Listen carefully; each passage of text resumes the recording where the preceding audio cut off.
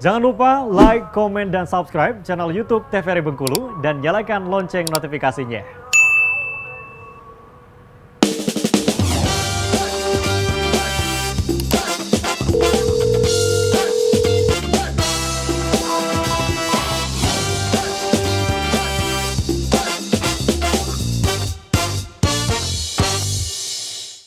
Baik pemirsa, kembali di Dokter Kita TVRI Bengkulu. Untuk edisi hari ini tentunya kita masih berbincang tentang tema kita mengenai preeklamsia pada kehamilan dan juga bersama Dokter Elsie dan juga Dokter Sela. Nah, kita kembali ke slides untuk penjelasan dari Dokter Sela ya ke preeklamsia berat. Silakan. Tadi ada preeklamsia saja Ya. dan ini adalah berikutnya adalah preeklamsia berat ya. Preeklamsia berat itu syarat preeklamsianya terpenuhi dan artinya syarat yang sebelumnya tadi sudah terpenuhi ya, dan didapatkan salah satu kondisi di bawah ini. Oke. Bedanya di sini adalah tensinya itu lebih tinggi. Kalau tadi 140, kalau di sini udah harus 160/110. Waduh, ini udah tinggi banget Tinggi ya. sekali. Bahkan sering kita dapatkan 200. Ada yang mencapai 200. Iya betul. Masya Allah. 180, 200 kayak gitu. Itu orang kalau udah 200 gitu orangnya masih terlihat normal nggak sih dokter atau seperti Saya apa? udah sakit kepala, penglihatannya buram, udah kayak gitu, udah nyeri ulu hati. Oke. Saya takut banget itu. Biasanya lari ke kejang. Betul. Ceritanya dulu, waktu saya lagi jaga di VK ruang bersalin, waktu itu di Jawa Barat ya, di Karawang Barat. Saya ingat sekali di Karawang waktu itu ibu-ibu posisinya datang, emang udah ada rujukannya masuk rujukannya, udah dapat kabar bahwa ibu ini sudah kejang hampir 3 kali selama di jalan. Aduh. Nah, sadar nggak sadar.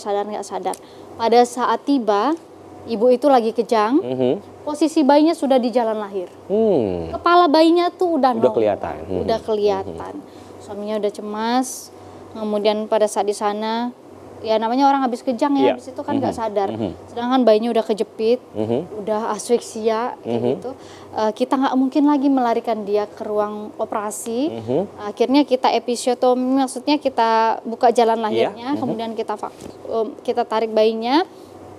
Ibunya pun kita kondisikan, bayinya sempat kita selamatkan waktu itu. Ya namanya tapi bayi sudah terjepit lama di jalan lahir. Tapi ibu dan bayinya ya sempat waktu itu kita selamatkan tapi nggak lama kayak gitu. Nggak lama. Miris sekali karena harus 2 nyawa Betul. yang kehilangan. Betul. Itu akibat dari preeklamsia berat ya. Ya, karena mungkin apakah ibu ini yang pertama tidak kontrol pada saat hamil.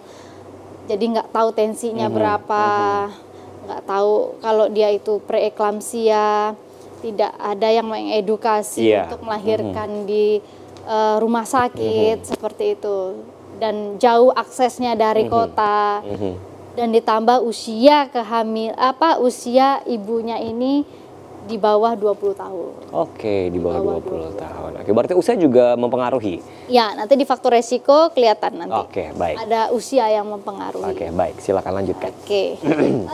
Nggak lupa juga nih, biasanya kalau ibu-ibu yang preeklamsia, darah tinggi, protein urinnya positif, ya biasanya disertai dengan piting udem. Artinya apa? Kakinya bengkak. Ibu hamil memang rata-rata kakinya pasti ya bengkak, lebih besar dari yang sebelumnya. Tapi bedanya ini kalau misalnya kita tekan, ini kan ada betis ya, ada permukaan betis, ini kan daging, kita tekan kayak gini dia akan berbekas. Oh gitu. Ya kalau bahasa ininya apa? Delesep. Masuk, nggak membal lagi keluar kayak gitu. Itu kalau yang preeklamsia. Tapi kalau nggak preeklamsia itu kembali normal lagi. Biasanya akan balik lagi kayak gitu. Udemnya, bengkaknya tuh bengkak biasa kayak gitu. Oke. Nah, ini patofisiologinya, kenapa bisa sampai itu tadi yang kita sebutkan tadi, adanya teori tentang aliran darah yang nggak lancar. Jadi itu bisa faktor genetik, ya, bisa faktor juga lingkungan. Di sini disebutkan hiperglikemia, gulanya tinggi atau orang-orang diabetes. Kemudian punya darah tinggi, obesitas, ya. Kemudian ada penyakit jantung. Kemudian ada faktor imunnya juga ya, ada faktor genetik. Genetik artinya diturunkan. Mungkin dulu orang tuanya seperti itu, sehingga anaknya pada saat hamil juga seperti itu. Jadi pada teori ini adalah yang normal. Kalau kita lihat yang normal, aliran darahnya ini pembuluh darahnya luas, lebar, sehingga aliran darahnya lancar. Ya. Sedangkan kalau di sini kegagalan tropoblas menginvasi plasenta tadi gagal sehingga terjadilah penyempitan di pembuluh darah ini. Makanya untuk kompensasi tubuh supaya alirannya tetap kencang ke sana, kita tingkatkan alirannya, naik latensinya tersebut. Oke. Kemudian di sini ada sirkulasi. Nah, ini nama-nama bahasa ininya ya. Di dalam tubuh kita ada zat-zatnya itu yang akan mempengaruhi. Makanya kok bisa ada protein di urin, artinya ginjalnya dipengaruhi.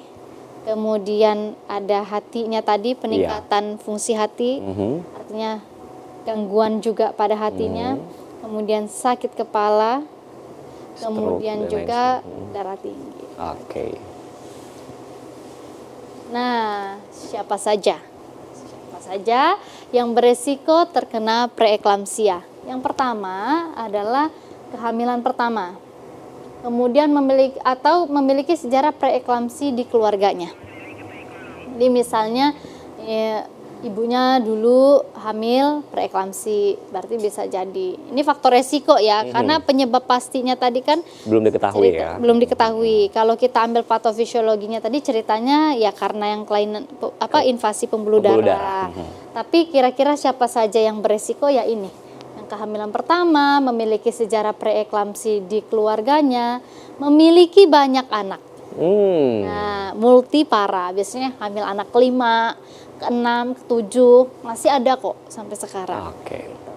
Kemudian ibunya hamil di usia remaja. Ini tadi ya, biasanya kita itu siap untuk melakukan reproduksi biasanya 25 tuh udah matang. Tapi kalau masih 18, 20 ya terlalu dini gitu, belum siap. Kemudian wanita hamil di atas usia 40 tahun. Jadi kemudaan, ketuaan nggak bagus. Gitu. Harusnya pas ya. Harusnya pas. Berarti kan 25 sampai 35 kayak gitu. Ngomong-ngomong nih, balik yang usia remaja tadi, kita harus lebih jeli, lebih melek mata, karena yang dihadapi sekarang ini memang, mohon maaf, kebanyakan hamil di usia remaja. Banyak yang putus sekolah. Bukannya kita menaruh stigma terhadap orang itu, kalau dia sudah hamil, kita harus menjaga, bukan abortus yang kita sarankan, tapi bagaimana kita menjaga kehamilan dia agar tetap baik. Karena apa? Biasanya usia remaja ini mereka anemia. Oh, anemia juga. Ya, betul. Ya, jadi yang saya dapatkan biasanya HB-nya kurang dari 11 kayak gitu. Nah, ini yang harus kita giatkan. Kan makanya ada istilahnya pemberian tablet tambah darah pada remaja putri. Nah, itu kan kita berikan pada anak SMP, SMA. Untuk apa? Sebenarnya untuk persiapan dia di usia produktif ini, di usia hamil. Tapi karena belum dipersiapkan, udah duluan kayak gitu, nggak apa-apa. Yang penting kita selama hamil itu kita beri dia tablet tambah darah. Tablet tambah darah ini sangat biasanya mual ya, menyebabkan efek sampingnya mual. Jadi ibu hamil sudah mual ditambah tablet tambah darah sangat mual kayak gitu. Nah, solusinya biasanya kita anjurkan dia minumnya di malam hari. Baik dokter. Kita jeda iklan lagi ya. Nanti kita lanjutkan kembali tentunya untuk tentang preeklamsia ini. Baik pemirsa, kita akan jeda iklan terlebih dahulu. Tetap bersama kami di Dokter Kita TVRI Bengkulu, bersama Kita Sehat.